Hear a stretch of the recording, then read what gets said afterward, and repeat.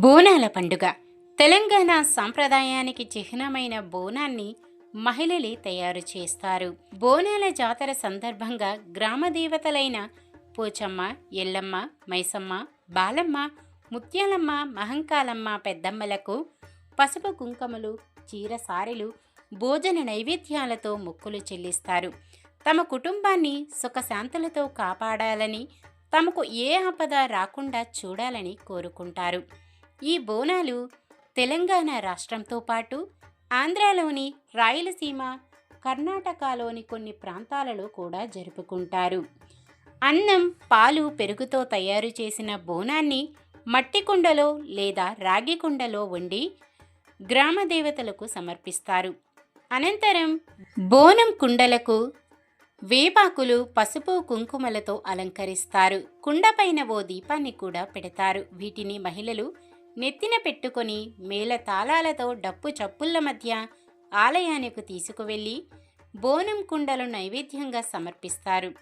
గ్రామాల్లో దీన్ని ఊరు పండుగ అని కూడా అంటారు. ఈ బోనాల పండుగను 1000 సంవత్సరాల క్రితం నుంచే జరుపుకుంటున్నారు.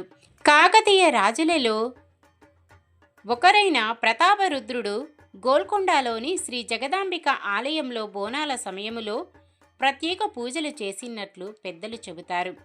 ఆ తర్వాత వచ్చిన ముస్లిం నవాబులు సైతం ఇక్కడ పూజలు జరుపుకునేందుకు అనుమతి ఇచ్చారు.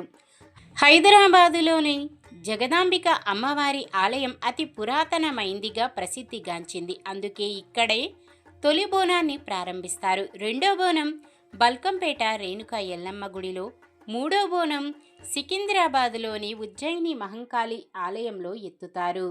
సికింద్రాబాద్లోని ఉజ్జయిని మహంకాళి ఆలయానికి ఓ చరిత్ర ఉంది. బ్రిటిష్ పాలనా సమయంలో ఈ ప్రాంతానికి చెందిన సూరటి అప్పయ్య అనే వ్యక్తి ఆంగ్లేయుల రాజ్యంలో చేరిన తర్వాత 1813 సంవత్సరంలో మధ్యప్రదేశ్లోని ఉజ్జయినికి బదిలీ అయ్యాడు.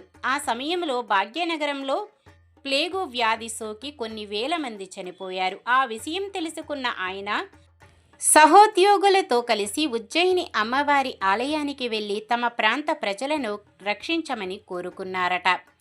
అక్కడ ఆ వ్యాధి తగ్గితే ఆ ప్రాంతంలో ఉజ్జయిని అమ్మవారికి ఆలయం కట్టిస్తానని మొక్కుకున్నారు. ఆ క్షణం నుంచి ఆ వ్యాధి తగ్గిపోయింది. ఆ తర్వాత 1815లో తన నగరానికి తిరిగి వచ్చి అమ్మవారి విగ్రహాన్ని ప్రతిష్ఠించి ఆలయ నిర్మాణాన్ని దగ్గరుండి పూర్తి చేయించారు. అప్పటి నుంచి ప్రతి సంవత్సరం ఆషాఢ మాసంలో బోనాల పండుగ ఘనంగా జరుగుతుంది.